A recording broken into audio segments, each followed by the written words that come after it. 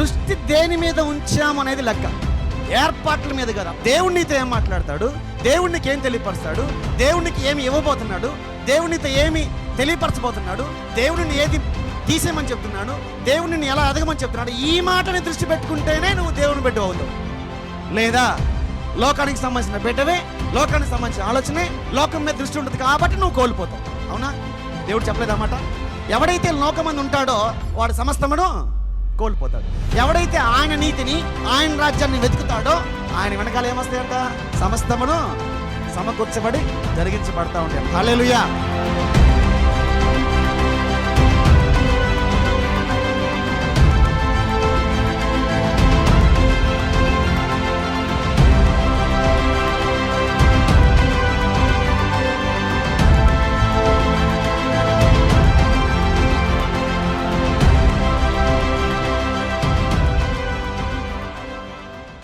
నలభై 45వ అధ్యాయం నుంచి దేవుడు మనతో మాట్లాడుతున్న వాక్యం గురించి మనం సరికొత్తగా మనం కొంచెం ఆలోచించాలి.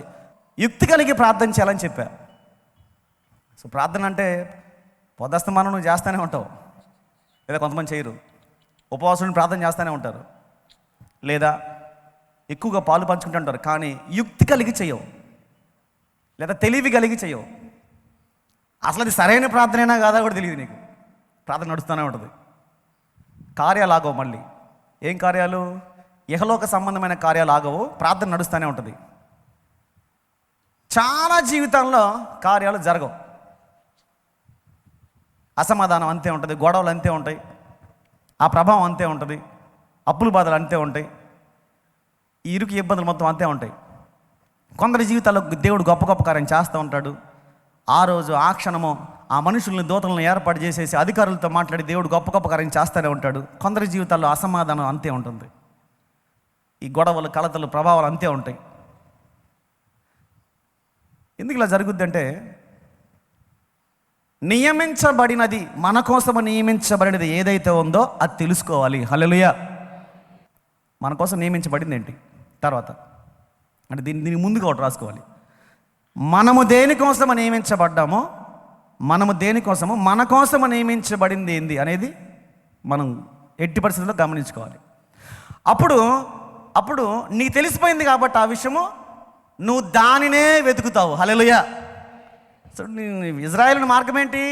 పాలు తేనెలు ప్రవహించే దేశం అక్కడ ఉంది, మీరు వెళ్ళిపోండి, మీకు ఆల్రెడీ వాగ్దానం ఉంది, అబ్రహాంకి ఆల్రెడీ చెప్పున్నాను, ఐగుప్తులో మీకున్న దాస్యత్వం అంతా అయిపోయింది, నడిపించబడేవాడు వచ్చాడు, వాళ్ళ ఆత్రాదలా కనపడినాయి, నువ్వు వెళ్ళి వాళ్ళతో చెప్పు, వాళ్ళు వినరు, తర్వాత వస్తారు, ఫరో ఒప్పుకోడు, తర్వాత ఒప్పుకుంటాడు, నేనే గొప్ప కార్యాలు చేస్తూ ఉంటాను మీ మధ్య అని వాళ్ళకి తెలియపరచబడింది.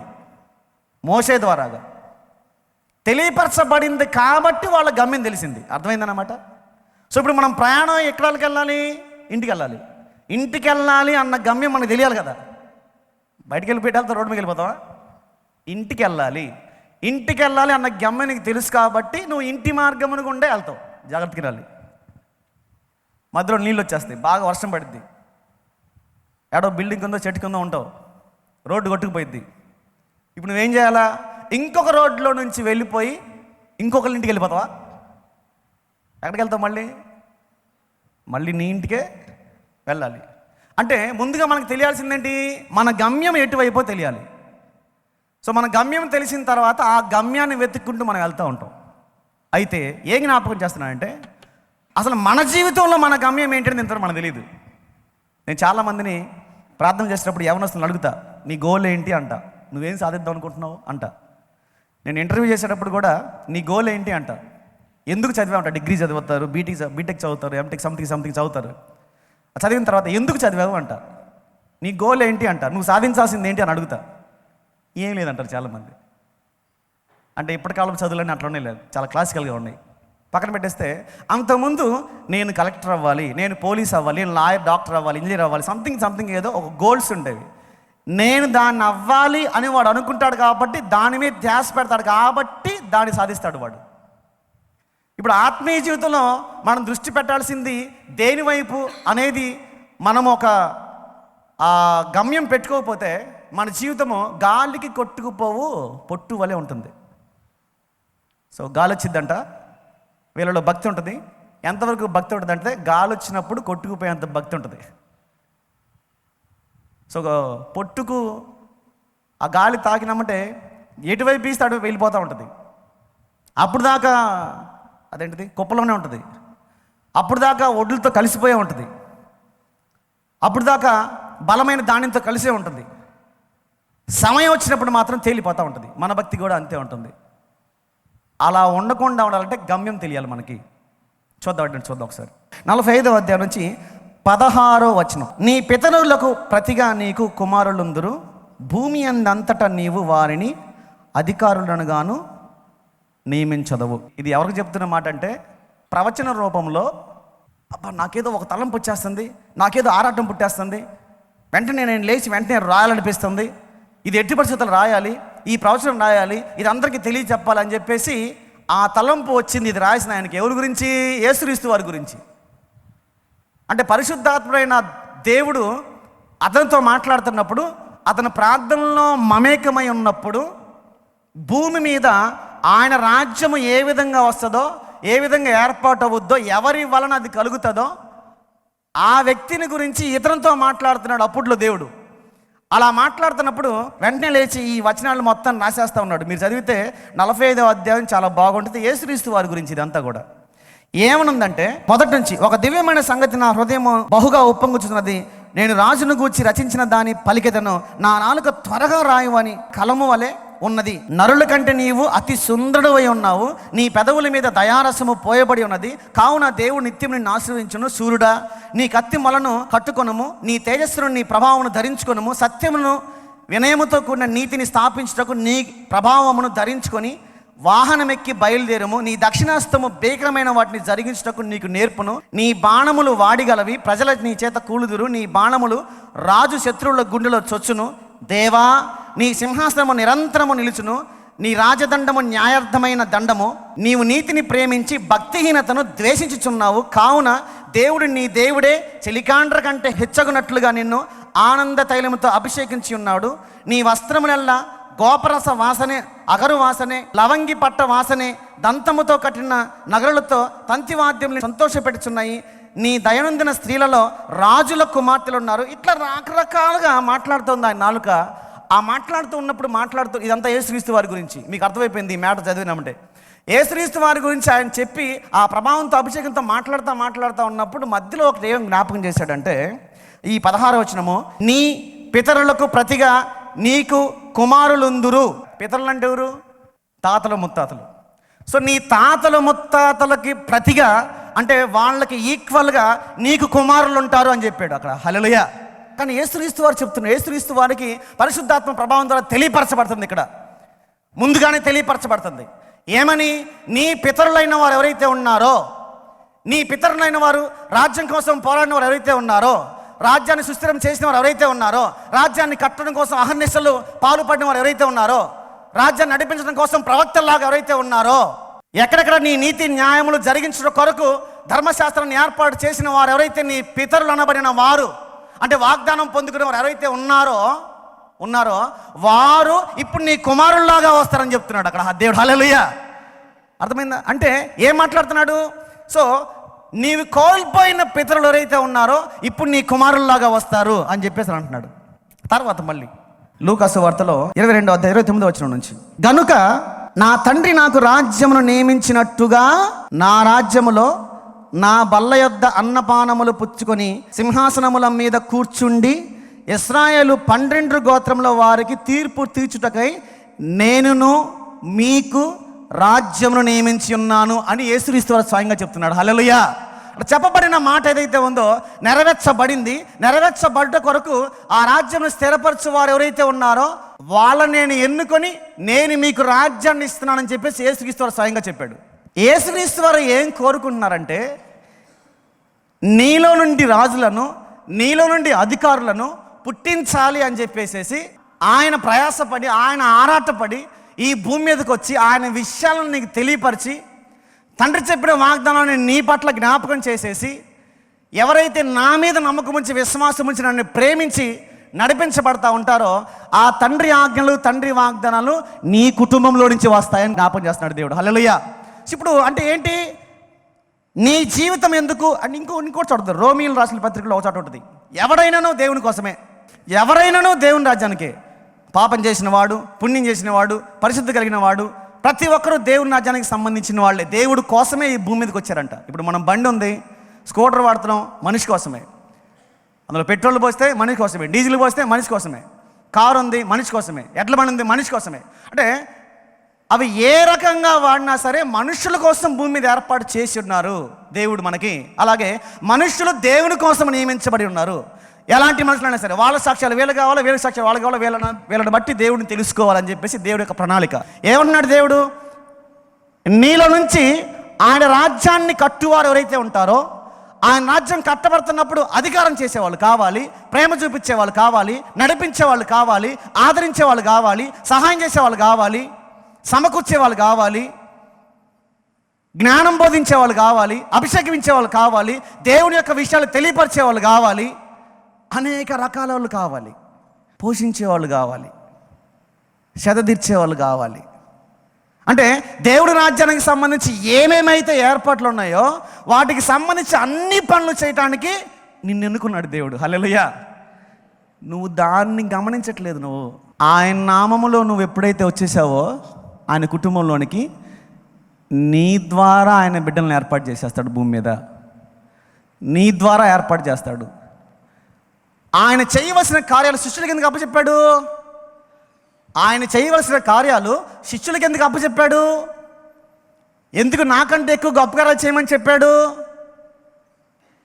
బాధ్యత అది, అప్పగించబడవలసిన బాధ్యత అది. ఎందుకు ఈయన బాప్తీసం ఇవ్వవలసి ఉంది, యోహాను బాప్తీసం ఇస్తే ఇప్పుడు కానీలని అన్నాడు? బాధ్యత అది. నా మాట ఏంటంటే, నీ కుటుంబానికి ఏ బాధ్యత దేవుడు ఇచ్చాడో ఇన్నాళ్ళుగా నీకు ఆ గమ్యం తెలియకపోతే నీ బ్రతుకంతా అగమ్య గోచరంగా ఉంటుంది. గాలి ఎటు వీస్తాడు వెళ్ళిపోతూ ఉంటుంది. ఇటు ఇరుకొచ్చిందా అడ్డుపోతావు, అటు ఇరుకొచ్చిందా ఇటు పోతావు, ఇటు ఇరుకొచ్చిందా అడ్డుపోతావు. ఇశ్రాయేలుకి చెప్పిన కానాను దేశం గమ్యము అనే స్థానం ఏదైతే ఉందో, అటు పక్క వీళ్ళు నడిపించబడతా ఉన్న గమ్యం ఏదైతే ఉందో, వీళ్ళు ఎంచుకొనకపోతే, వీళ్ళు దాని మీద దృష్టి పెట్టకపోతే, ఎవరైతే దాని మీద దృష్టి పెట్టక మళ్ళీ లోకం మీదే, తిండి మీదే, ఆశల మీద దృష్టి పెట్టారో అందరినీ నాశనం చేశాడు దేవుడు. గమ్యము పెట్టుకున్న వాళ్ళని మాత్రమే తీసుకెళ్ళాడు. మనకేం అర్థం కావాలంటే, అంటే మన ప్రార్థనలో యుక్తి కలిగిన ప్రార్థన, అయ్యా నా జీవితం ఎందుకు, అసలు నా జీవితం ఎందుకు? ప్రతి మనిషిని సృష్టించేది నీవే, నేను నీ రూపంలోనే ఉన్నా, నేను నీ స్వరూపంలో నీ పోలిక చొప్పున ఉన్నాను, నియమించబడి నీ నామములో బాప్తిసం తీసుకొని రక్షణ పొందుకున్నాను. ఇప్పుడు నీ కుటుంబంలోనికి నేను వచ్చేసాను. నేను ఈ భూమి మీద ఎందుకు?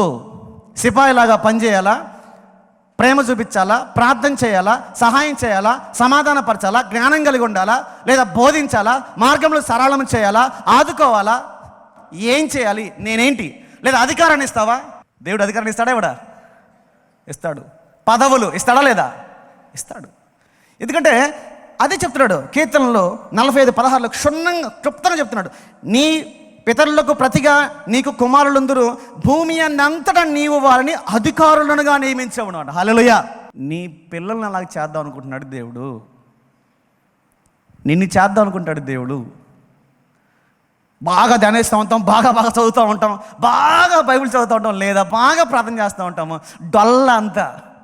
డొల్లే అంత ఏముండదు. అదిగో డ్రమ్ములో లోపల ఉంటుంది. డ్రమ్ములో లోపల ఏముంటుంది? లోపలంతా డొల్ల. గమ్యం ఎరగకుండా, గమ్యం తెలియకుండా నువ్వు వెళ్తూ ఉన్నప్పుడు, వాటి యందు గురి నిలిపినప్పుడు, గాలి వచ్చినప్పుడు నువ్వు కొట్టుకుపోతూ ఉంటావు. నీ భక్తి అలా ఉండకూడదనే దేవుడు నీతో మాట్లాడుతూ ఉంటాడు. దేవుడు నీకు తెలియపరుస్తూ ఉంటాడు. నా టార్గెట్ ఏంటంటే దేవుని విషయంలో, ఆయన టార్గెట్ ఏంటంటే నా విషయంలో అని నీకు తెలియాలి. దేవుడు మన కోసం దాచిపెట్టబడినవి చాలా ఉంటాయంట. ఆ చాలా ఉంటాయి కానీ నీకు తెలియదు. అవి ఎందుకు నీకు తెలియలా?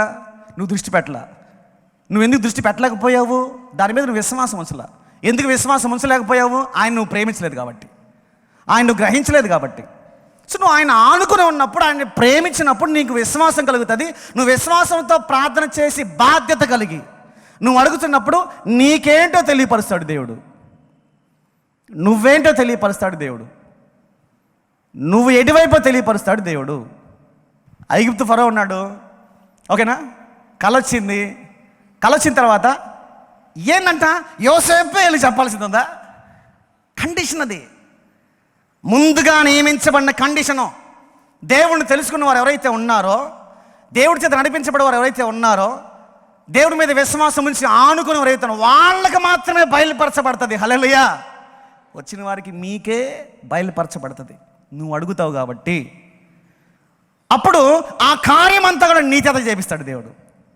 వాళ్ళ దగ్గర ఆస్తిపరులా, వాళ్ళు బలవంతులా, వాళ్ళ దగ్గర బాగా దండిగా ఉన్నాయా, మొత్తం వాళ్ళు ఏర్పాటు చేస్తారు. అయినా సరే అధికారం వాళ్ళ దగ్గర ఉండదు, నీకే ఇస్తాడు దేవుడు. నీకు ఇచ్చి నువ్వు చేయి అంటాడు పని. నువ్వు న్యాయం జరిగించు, నువ్వు నీతిని జరిగించు, వాళ్ళ గురించి నువ్వు ప్రవచించు, వాళ్ళ గురించి నువ్వు మాట్లాడు, వాళ్ళ దర్శనం, వాళ్ళ జీవిత విధివిధానం ఎలా ఉందో నువ్వు చెప్పు అంటున్నాడు దేవుడు.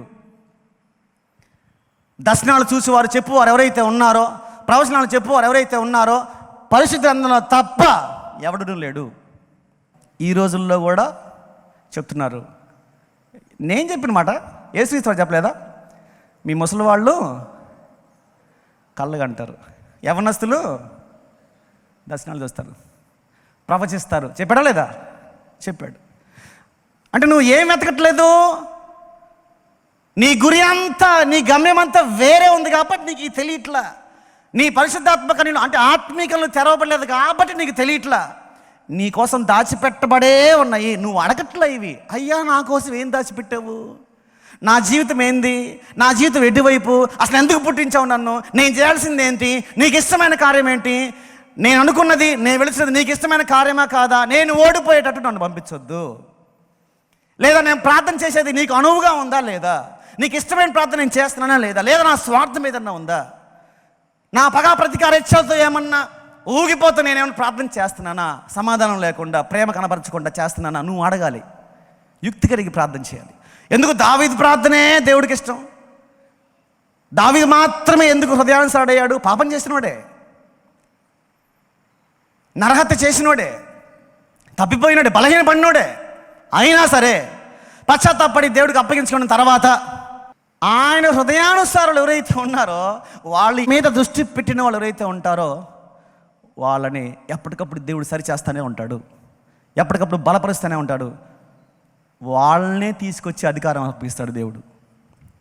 వాళ్ళనే తీసుకెళ్ళి ప్రవక్తలుగా నియమిస్తాడు, వాళ్ళనే తీసుకెళ్ళి దర్శనాలు చెప్పే వాళ్ళగా నియమిస్తాడు, వాళ్ళనే తీసుకెళ్ళి పరిపాలకులుగా అప్పగిస్తాడు దేవుడు. ఇప్పుడు వీళ్ళు దాని మీద దృష్టి పెడతారు కాబట్టి నేను నా దేవుడు, ఆయన రాజ్యము నా బాధ్యత. ఆయన నాకు చెప్పాడు, దర్శనం ఇచ్చాడు, ప్రవచనం ఉంది ఆల్రెడీ చెప్పించబడింది, నా పితరులకు వాగ్దానం ఇచ్చాడు, నా పితరుల దేవుడు నన్ను నియమించాడు, నాకు తెలియపరచాడు. ఇది మీద ఎప్పుడైతే నువ్వు దృష్టి పెడతావో నీకంటూ నియమించబడింది ఏదైతే ఉందో అది తెలియపరచబడుతుంది. తన ప్రాణాన్ని తప్పును పోగొట్టున్నాడంట, అప్పుడు ఏమి లాభం అన్నాడా లేదా? సర్వలోకం సాధిస్తాం అంటే మన జ్ఞానాన్ని బట్టి, మన తెలివితేటలను బట్టి. తుప్పుకుని ప్రాణం పోయింది. ఇడిలు ఎక్కడ ఉంటాడు? ఎందుకు నీ జీవితం అనేది నువ్వు తెలుసుకుంటే నీలో నుంచి దేవుడు నదులు ప్రవహింపచేయాలని చూస్తున్నాడు. ఎడారిని పుట్టించింది ఆయనే, సముద్రాన్ని పుట్టించింది ఆయనే. సముద్రం నుంచి మంచినీళ్ళు ఇవ్వగలడు, ఎడారిలో నుంచి కూడా నీళ్ళు ఇవ్వగలడు, ఏమైనా చేయగలడు. నీ జీవితంలో కూడా నువ్వేంటో నువ్వు తెలుసుకున్నప్పుడు, నువ్వేంటో నువ్వు అడిగినప్పుడు దేవుడు నీకు తెలియపరుస్తూ ఉంటాడు, దేవుడు నీకు జ్ఞాపకం చేస్తూ ఉంటాడు. పొద్దస్తమానం ఏదో అడిగేస్తూ ఉంటాం, అయ్యా కాపాడయ్యా, స్వస్తి అచ్చే ఇచ్చే నేనేంటి తెలియపరిచాయి నువ్వు అడగాలి. నేనేంటి, నేనెందుకు, నేను ఎటువైపు, ఎందుకోసం ఈ భూమి మీద నన్ను పంపించాను, నా పాత్ర ఏంటి అది తెలియపరిచాయా, దాన్నే నేను చేస్తా అని ఇప్పుడు అడుగు. ఇప్పుడు నీకు గమ్యం తెలిసిపోయింది కదా, అబ్బాయి నువ్వు ఎటువైపు వెళ్ళాలంటే ఈ మార్గం గుండా వెళ్ళాలి, నువ్వు చేయాల్సింది ఈ పని అని నీకు తెలియపరిచినప్పుడు నువ్వు దాన్ని అడుగుతావు కాబట్టి, అది దేవుడు నియమించిందే కాబట్టి, నీకు చెప్పాడు కాబట్టి, నీకు దేవుడిచ్చింది వాగ్దాన రూపంలో ముందుగా తెలియపరచాడు కాబట్టి దానిలో నువ్వు సక్సెస్ అవుతావు. హల్లెలూయా. నువ్వు దాన్ని అడుగుతున్నావా లేదా అనేది లెక్క. దేవునితో యాకోబు ఎలాగైతే పెనుగులాడాడో అలా పెనుగులాడిపోతున్నావు. హల్లెలూయా. అప్పుడు నీకు దేవుడు కొత్త పేరు పెట్టేస్తాడు, నీకు కొత్త పదవి ఇచ్చేస్తాడు, కొత్త అధికారాన్ని ఇచ్చేస్తాడు, కొత్త అభిషేకాన్ని ఇచ్చేస్తాడు, నీకంటూ కొత్త నిబంధనలు నేను తీసుకొచ్చేస్తాడు. ఏం బయలుపరచబోతున్నాడంటే నీ జీవితం ఎటువైపు, నువ్వేం చేయాలి, నీ ఇంట్లో ఏం జరగబోతుంది దర్శనము ద్వారా దేవుడు స్పష్టంగా చూపిస్తాడు, స్పష్టంగా దేవుడితో మాట్లాడతాడు. ప్రతిఫలం ఎప్పుడు నీ దగ్గరే ఉంటుంది. ఎందుకు? ఆయనకి వ్యతిరేకమైన దిశలో నువ్వు వెళ్ళట్లా, ఆయన చెప్పింది నువ్వు చేయట్లా, ఆయన చెప్పింది, ఆయన తెలియపరిచింది, ఆయన మాట్లాడింది మాత్రం నువ్వు చేస్తున్నావు. అందుకే మోషే గెలిచాడు, అందుకే యెహోషువ గెలిచాడు, అందుకే ఏలియా గెలిచాడు, ఎలీషా గెలిచాడు, ప్రవక్తలు గెలిచారు, నియమించబడిన రాజులు గెలిచారు. వాగ్దానాలన్నీ నెరవేర్చబడినాయి, ప్రవచనాలు నెరవేర్చబడుతున్నాయి, దర్శనాలు నెరవేర్చబడుతున్నాయి. ఆ దర్శనం నువ్వు పొందుకున్నప్పుడు, ఆ ప్రవచనం నువ్వు పొందుకున్నప్పుడు, ఆ కళ నీకు వచ్చినప్పుడు అది మాత్రమే నీకు నెరవేర్చబడుతుంది. నువ్వు అడిగావు కాబట్టి. దేవా, నన్ను నువ్వు ఈ భూమి మీదకి ఎందుకు పంపించావు? నా కుటుంబము దేనికోసమో, లేదా నా జీవితము దేనికోసమో, లేదా నా బిడ్డలు దేనికోసమో నాకు బయలుపడి. మీరు దేని గురించి ప్రార్థన చేయండి. ఈ ఒక్క విషయాన్ని రెగ్యులర్గా మీరు ప్రార్థన చేయండి. దేవుడు నీకు తప్పకుండా బయలుపరుస్తాడు. నువ్వెక్కడ ఓడిపోనిది ఏదైతే ఉందో, ఆయన మాత్రమే నియమించింది ఏదైతే ఉందో, అది నీవు సమృద్ధిగా పొందుకొందువుగాక. ప్రార్థన చేద్దాం, లేచి నిలబడి ఒకసారి.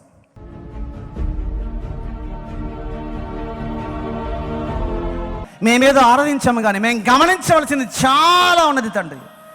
భూమి మీద ఉన్నవన్నీ నీ కోసం కనిపెట్టుకుంటా ఉన్నాయి. భూమి మీద ఉన్నవన్నీ నిన్ను ఘనపరుస్తూ ఉన్నాయి, నిన్ను కీర్తిస్తూ ఉన్నాయి. వాటన్నిటి మీద మాకు అధికారం ఇచ్చి ఉన్నావు, మాకు లోబడమని చెప్పి ఉన్నావు. ఈ పశువులను, పక్షులను, చెట్ల ఫలములను అన్నిటినీ కూడా పచ్చని గడ్డి వల్ల మీకు ఇచ్చి ఉన్నానని చెప్పి ఉన్నావు. అంటే వాటన్నింటినీ మా కోసం ఇచ్చి ఉన్నావు, మీకోసం ఏర్పాటు చేశానని చెప్పావు. నువ్వు పరిపాలించమని చెప్పావు, నువ్వు పేరు పెట్టమని చెప్పావు. వాటన్నిటి మీద మాకు అధికారం ఇచ్చి ఉన్నావు. కాబట్టి సర్వసృష్టి కూడా దేవుని యొక్క కుమారుల ప్రత్యక్షత కోసం ఎదురు చూస్తూ ఉన్నది. మేము ఎప్పుడు వస్తామా అని, ఎప్పుడు తెలుసుకుంటామా అని, ఎప్పుడు ఏది ఆజ్ఞాపిస్తామా అని, ఎప్పుడు ఏ పనులు చేస్తూ ఉంటామని, ఎప్పుడు ఈ భూమికి, ఈ పశుపక్షాదులకి, సర్వసృష్టికి ఆజ్ఞాపించి పనులు చేయించుకుంటామా అని సర్వసృష్టి ఎదురు చూస్తూ ఉన్నది తండ్రి. ఎందుకంటే వాటి మీద మాకు అధికారాన్ని అప్పగించి ఉన్నావు. అయితే నా దేవా, మేమందరము నీ కోసము నియమించబడి ఉన్నాము అని మేము తెలుసుకోలేకపోతున్నాం. అవి ఏమో మా కోసము నియమించావు నువ్వు, మేమేమో నీ కోసము నియమించబడి ఉన్నాము అని మేము తెలుసుకోలేకపోతున్నాం. మేమేం చేయాలి, ఎలా ఉండాలి, ఎలా వెళ్ళాలి, ఎలా మాట్లాడాలి, నీ పనులేంటి, నీ రాజ్యం ఏంటి, నీ ప్రార్థన ఏంటి, నువ్వు చేయాల్సిన పని ఈ భూమి మీదకి వచ్చి స్వయంగా మాకెందుకు నేర్పించి వెళ్ళావో అనేది మేము తెలుసుకోలేకపోతున్నాం. దాని గురించి మేము అడగట్లా ఏ రోజు కూడా. ఎప్పుడు మా అవసరాలు, మా అప్పుల బాధలు, మా నిందలు, మా అవమానాలు, మా ప్రేమ, మా పెళ్ళిళ్ళు, మా బిడ్డలు, మా హాస్పిటల్, మా అనారోగ్యం, మా జబ్బులు, రోగాలు, ఇవే తప్ప అయ్యా నేనేంటి నీ దగ్గర, ఎందుకు ఈ భూమి మీదకి పంపించావు? సొలొమోను అడిగాడు తండ్రి, రాజ్యం అప్పగించబడిన తర్వాత, అయ్యా నీ రాజ్యము లెక్కించలేనంత గొప్పగా ఉన్నది కాబట్టి వివేకము కావాలయ్యా, జ్ఞానము కావాలి అని అడిగాడు. ఈ భూమి మీదకి వచ్చిన తర్వాత, నేను తెలుసుకున్న తర్వాత, అయ్యా మార్చబడిన తర్వాత నేనేం చేయాలి ఇక నుంచి? మరి ఇప్పుడు మార్చబడ్డాడు, కొత్త నిబంధనలోనికి రాబట్టబడ్డాను కాబట్టి నేనేం చేయాలి? ఇప్పుడు ఎటువైపు వెళ్ళాలి? నీ పని ఏం చేయాలి? ఏ విధంగా ఉండాలి? అసలు నేను ఏ పని కోసం ఈ భూమి మీదకి పంపించావు? ప్రతి ఒక్కరు నీ సాక్షులే అన్నావు కాబట్టి నేను కూడా నీ సాక్ష్యం అయినప్పుడు నా కోసం కూడా నీ దగ్గర వాగ్దానం ఉంటుంది కాబట్టి, నా నుండి నీ కుమారులు వస్తారని చెప్పేసి నీ వాక్యము బయలుపరచబడింది కాబట్టి, అయితే నేనేం చేయాలి అని నీ బిడ్డలు ఎవరైతే మాట్లాడుతున్నారో, అప్పగిస్తున్నారో, ఈ వారమంతా ఎవరైతే ప్రార్థనలు ఏకీపిస్తారో వారితో నువ్వు మాట్లాడుదువుగాక, వారిని నువ్వు అభిషేకించుదువుగాక, వారికి బయలుపరచుదువుగాక, వారికి తెలియపరచుదువుగాక, వారితో మాట్లాడి దర్శించి బలపరచుదువుగాక, వారి గమ్యమును నువ్వు ఏర్పాటు చేయదువుగాక, వారి గమ్యమును నువ్వు ఏర్పాటు చేయదువుగాక. అప్పుడు వారు ఆ గమ్యమునే గురిపెట్టుకుని వెళ్తారు కాబట్టి ఇంకా ఓడిపోరు, ఇంకా బలహీనపడరు, ఇంకా సాతాను చెరలోకి వెళ్ళరు. ఎందుకు? నడిపించేవాడు నువ్వు ఉంటావు కాబట్టి, గెలిపించేవాడు నువ్వు ఉంటావు కాబట్టి, ఆదరించేవాడు నువ్వు ఉంటావు కాబట్టి. బట్ట నలగకుండా తీసుకెళ్ళే వాళ్ళని, బట్ట నలగకుండా చెప్పులు అరిగిపోకుండా తీసుకెళ్ళే వాళ్ళని. ఎందుకంటే గమ్యం వైపు వెళ్తున్నారు కాబట్టి. అయ్యా నీ బిడ్డలు కూడా ఆ గమ్యం ఏంటో తెలియపరిచి, నీ బిడ్డకు కూడా గమ్యం ఏంటో ఏర్పాటు చేసేసి, గమ్యం నద్దకు వెళ్ళి లాగున వారి బిడ్డలు కూడా అప్పగించుకొని, ఆ పితరులైన వారు ఎవరైతే ఉంటారో వారిని నీ బిడ్డల్లో నుంచి అధికారులుగా, రాజులుగా నువ్వు పుట్టించబోతున్నావు. దేవా నీకు వందనాలు తండ్రి. నియమించబడిన కాలం ఏదైతే ఉందో ఈ భూమి మీద మాకు, ఆ నియమించబడిన కాలములోనే నీ వాగ్దానాన్ని నెరవేర్చండి. నీ బిడ్డలుగా మేము ఉండటానికి సహాయం దయచేయమని నీ ఆత్మ ప్రేరేపణ ఎప్పటికప్పుడు ఏ రోజుకు ఆ రోజు మాకు దయచేయమని, నిన్ను దర్శించే భాగ్యానికి నీ బిడ్డలందరినీ నడిపించమని, నీ కృపచేతనే మమ్మల్ని బలపరచమని, నీ బిడ్డలందరిని ఆదరించి దీవించి నీ కృప చూపించమని, మమ్మల్ని అందరినీ నీ కృపకు అప్పగించుకుంటూ నీ కృపచేతనే మమ్మల్ని బలపరిచి ఆదరించి దీవించి నీ మహిమార్థమై ఈ భూమి మీద బ్రతకడానికి సహాయాన్ని దయచేయమని, నీ బిడ్డలందరిని ఆదరించమని యేసుక్రీస్తు నామమున ప్రార్థించి అడిగి వేడుకొనుచున్నాము తండ్రి. ఆమేన్.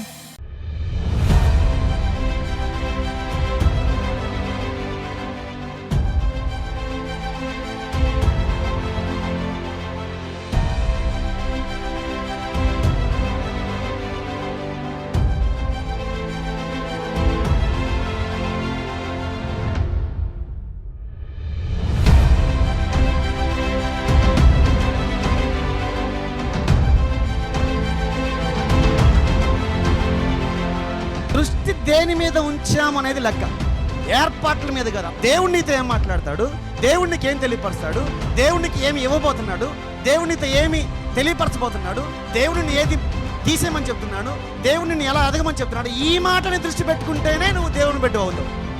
లేదా లోకానికి సంబంధించిన బిడ్డవే, లోకానికి సంబంధించిన ఆలోచనే, లోకం మీద దృష్టి ఉంటుంది కాబట్టి నువ్వు కోల్పోతావు. అవునా? దేవుడు చెప్పలేదన్నమాట. ఎవడైతే లోకమంది ఉంటాడో వాడు సమస్తమును కోల్పోతాడు. ఎవడైతే ఆయన నీతిని, ఆయన రాజ్యాన్ని వెతుకుతాడో ఆయన వెనకాల ఏమొస్తాయంట? సమస్తమును సమకూర్చబడి జరిగించబడతా ఉంటాయి. హల్లెలూయా.